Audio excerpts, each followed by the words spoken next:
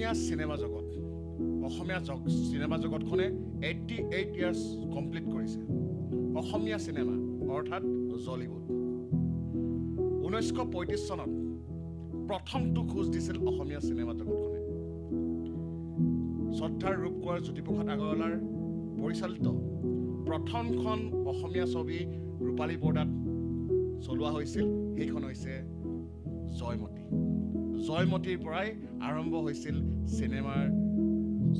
অসমীয়া cinema জীৱনৰ পৃষ্ঠা আপোনাৰ শুনি আচৰিত হ'ব 60,000 টকাৰ বাজেটত 1935 চনৰ জয়মতী এই চিনেমাখন প্ৰস্তুত কৰা হৈছিল কিন্তু সেই চিনেমাও ব্যৰ্থ হ'ল কাৰণ অত্যাধুনিক প্ৰযুক্তি নথকাকৈ এই চিনেমাখন নিৰ্মাণ কৰা হৈছিল যিখিনি সেই সময়ত সুবিধা হৈছিল যেনেধৰণে পাৰিছিল চিনেমাখন